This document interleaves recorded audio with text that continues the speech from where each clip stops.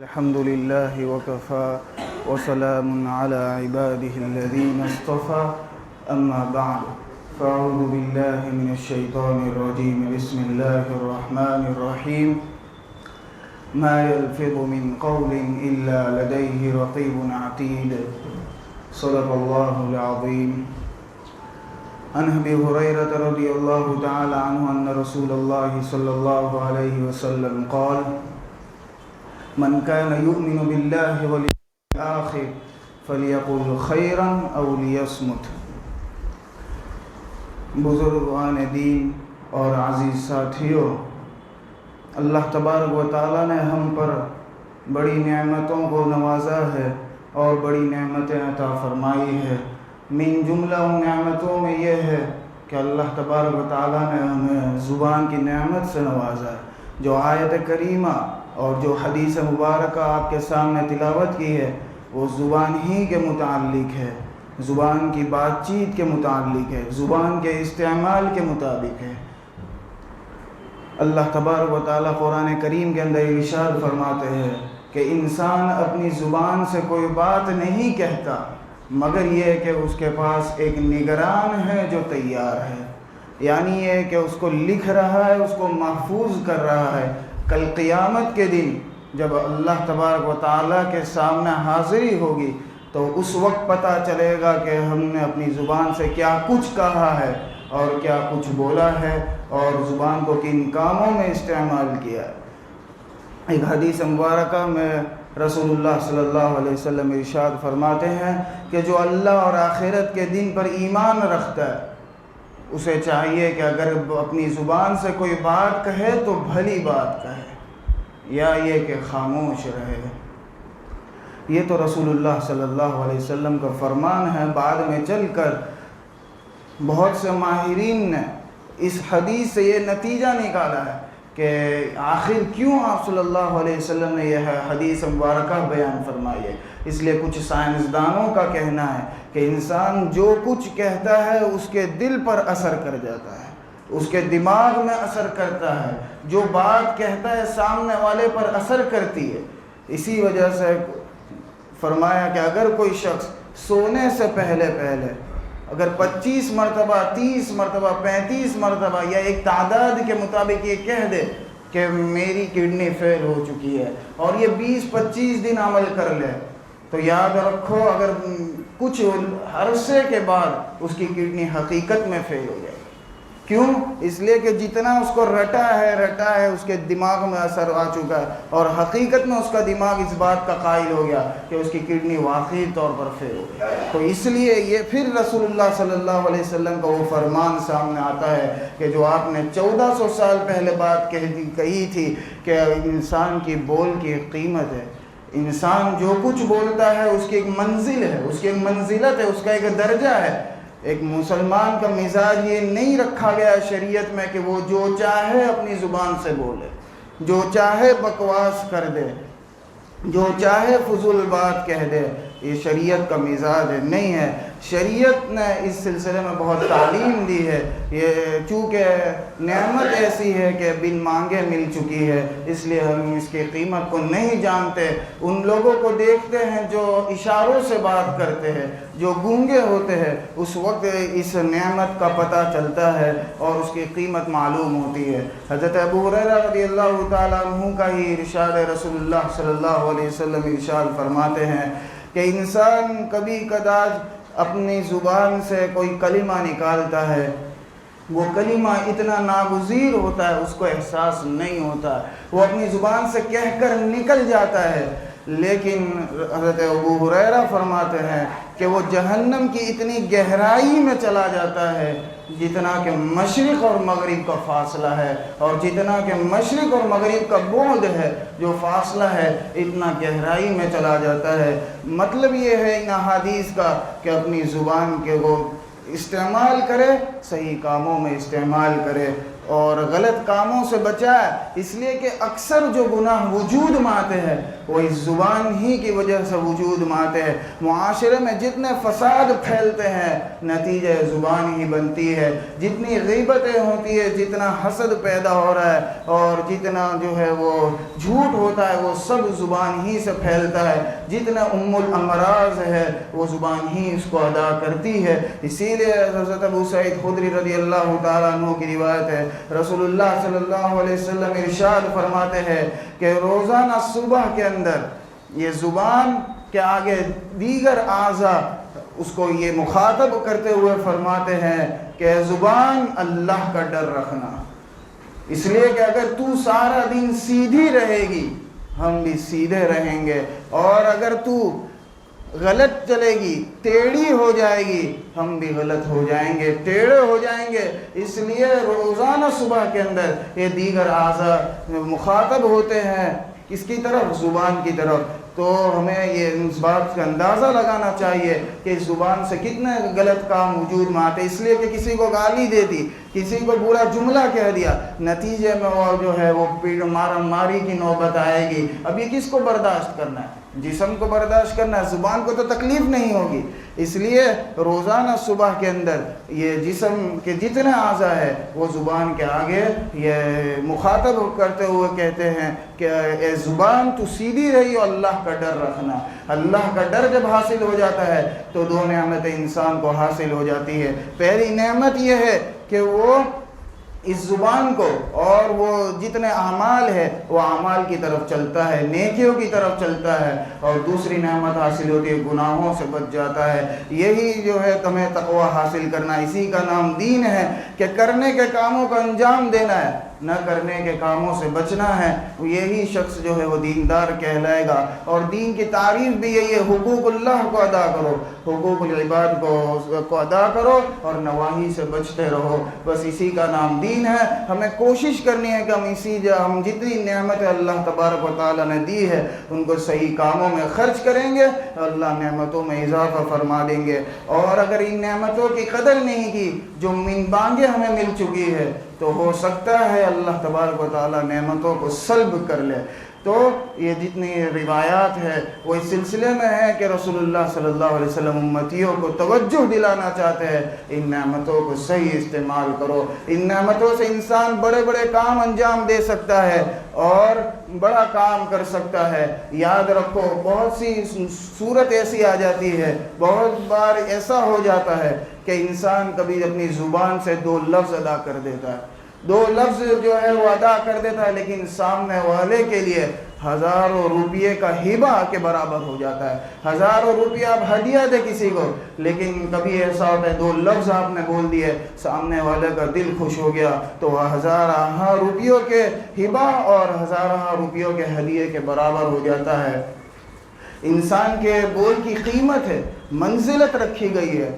آپ ایک اجنبیہ کو کہہ دے میں نے نکاح کر دیا، وہ کہہ دے میں نے قبول کر لیا، دو گواہوں کی موجودگی میں نکاح منعقد ہو جائے گا، وہ اجنبیہ آپ کے لیے حلال ہو جائے گی، اس سے فائدہ اٹھانا آپ کے لیے حلال اور ثواب ہو جائے گا۔ ارے بھائی کیا بات ہوئی، نہ کوئی پہاڑ جا کر توڑا ہے، بس اپنی زبان سے کہہ دیا میں نے نکاح کر لیا، نکاح ہو جائے گا۔ اسی جو ہے اپنی بیوی کو کہہ دو، طلاق کا لفظ کہہ دو، تو وہ بیوی آپ کے لیے محرمہ ہو جائے گی، آپ کے لیے حرام ہو جائے گی، اب اس سے فائدہ اٹھانا آپ کے لیے حرام ہو جائے گا۔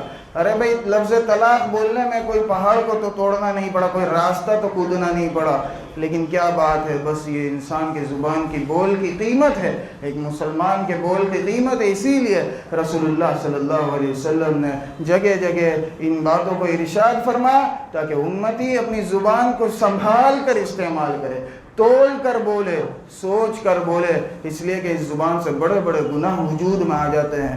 حضرت عائشہ رضی اللہ تعالیٰ عنہ فرماتی ہے، ایک مرتبہ ازواج مطہرات میں سے حضرت صفیہ رضی اللہ تعالیٰ عنہ کے بارے میں آپ صلی اللہ علیہ وسلم سے بات چیت کر رہی تھی، تو حضرت عائشہ رضی اللہ تعالیٰ عنہ نے بولا کہ اس عورت کے بارے میں آپ فرماتے ہیں، ایسی ایسی عورت کے بارے میں فرماتے ہیں، گویا کہ حضرت عائشہ حضرت صفیہ کے پستے قد کی طرف اشارہ کر رہی تھی۔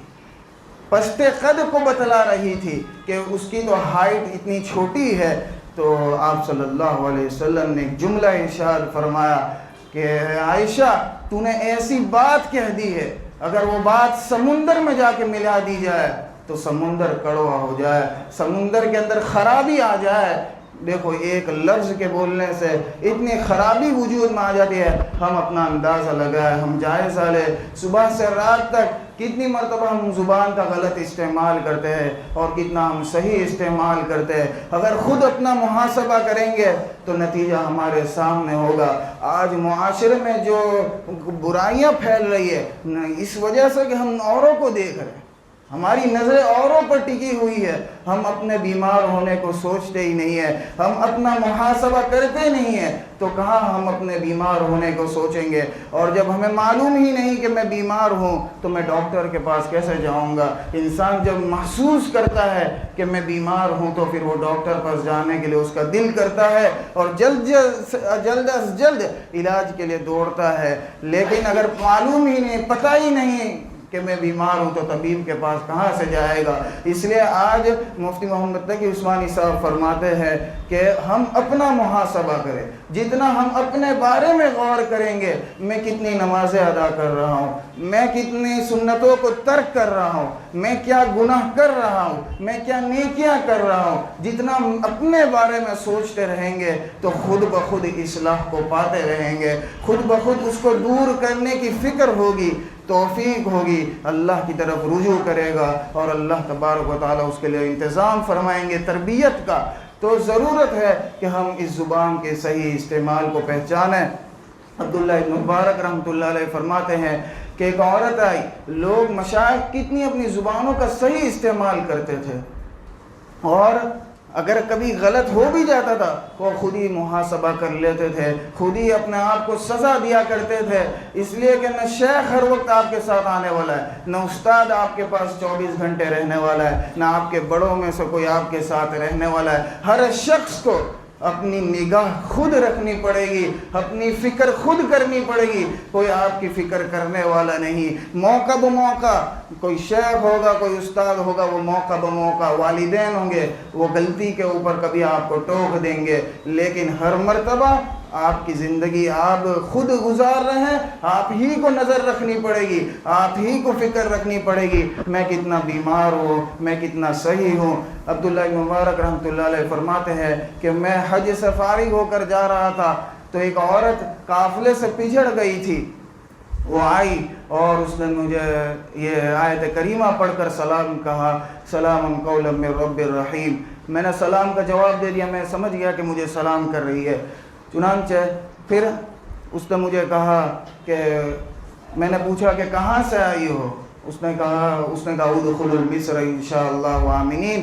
تو میں سمجھ گیا کہ شہر جانا چاہتی ہے، قافلے سے بچھڑ گئی ہے، شہر کی طرف جانا چاہتی ہے. میں نے اس کو اپنے پیچھے کر لیا.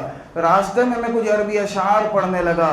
اس نے مجھے ٹوک دیا اور کہا فقرؤوا ما تیسر من القرآن، جو قرآن میں آسانی ہو اس کو پڑھو. تو میں سمجھ گیا کہ اشعار سے روک رہی ہے اور تلاوت قرآن کی طرف دعوت دے رہی ہے. بعد میں میں نے پوچھا کہ بھائی آپ کی زندگی کے بارے میں کچھ پوچھنا چاہا تو اس نے جواب دیا یا ایھا الذین آمنوا لا تسألوا عن اشیاء تبد لکم تسؤکم. تو میں سمجھ گیا کہ بات کرنا نہیں چاہتی دوسری باتوں پر.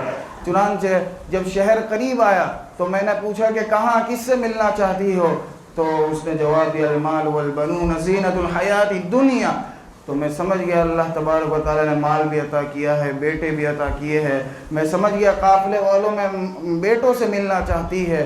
تو میں نے پوچھا کہ بیٹوں کے نام کیا ہے؟ اس نے جواب دیا ابراہیم و اسحاق. تو میں قافلے کے اندر گیا اور میں نے آوازیں لگائی، وہ بھی اپنی ماں کو تلاش کر رہے تھے. تو اس طرح ان سے ملا دیا میں نے. بعد میں چلتا رہا، اپنا سفر جاری رکھنا چاہا تو اس عورت نے بیٹوں کو ٹوکا اور اس کو کہا کہ وَيُحِبُّونَ الطَّعَامَ، کہ کھانا کھلاؤ. میں سمجھ گیا کہ یہ میری مہمان نوازی کرنا چاہتی ہے، لیکن میں نے معذرت کی. تو اس عورت نے جواب دیا انما نطعمکم لوجہ اللہ، کہ ہم تمہیں اللہ کے لیے کھانا کھلا رہے ہیں. چنانچہ میں کھانے بیٹھ گیا، بچوں سے اپنی ماں کے بارے میں نے کچھ پوچھنا چاہا کہ کیا معاملہ ہے، جب سے ملی ہے ہر بات کا جواب قرآن کریم سے دے رہی ہے۔ تو بچوں نے اس کے معاملے کو صاف کیا اور اس کے بارے میں کہا کہ ہماری امی ہے وہ قرآن کی حافظہ ہے، احادیث کی عالمہ ہے۔ اب اللہ کے سامنے حاضر ہونے کا غلبہ اتنا ہے، اس استحضار کا غلبہ اتنا ہے، کل قیامت کے دن اللہ کے سامنے حاضر ہونا ہے۔ اب ہمارے تو ہر بات کو ریکارڈ کیا جا رہا ہے، جو بات انسان اپنی زبان سے نکالتا ہے، مگر یہ کہ اس کے پاس ایک لکھنے والا اور ایک نگران تیار ہے۔ ما یلفظ من قول الا لدیہ رقیب عتید، ہر بات کو لکھا جا رہا ہے۔ کل قیامت کے دن یہ سب ہمارے سامنے نام اعمال کھولے جائیں گے۔ تو چونکہ اللہ کے سامنے کھڑے ہونے کا استحضار کا غلبہ اتنا ہے، اس لیے 20 سال سے ہر بات کا جواب قرآن کریم سے دیتی ہے۔ اس کے بعد سے اس نے کبھی کوئی لفظ غیر قرآن کا استعمال نہیں کیا۔ تو یہ ہمارے مشائخ ہیں، یہ ہمارے بڑے ہیں، کتنی اپنے اوپر پابندی نافذ کرتے ہیں۔ ایک بزرگ راستے سے جا رہے تھے، اپنے ساتھی سے سوال کر دیا یہ مکان کب بنا؟ بعد میں جو ہے وہ دل پر لگ گیا کہ میں نے بیجا سوال کر دیا، اس کا کوئی فائدہ نہیں۔ اگر اس کا جواب مجھے مل جاتا ہے تو نہ دنیا میں فائدہ نہ آخرت میں فائدہ۔ بیکار کلام کس کو کہتے ہیں؟ جس کا نہ دنیاوی فائدہ نہ آخرت کا فائدہ۔ تو اب اس کے بارے میں اپنے آپ کو سزا یہ دی کہ تو نے بیجا سوال کیوں کیا؟ اس کی سزا تجھے یہ دیتا ہوں نفس کہ تو 1 سال آئندہ روزے رکھے گا۔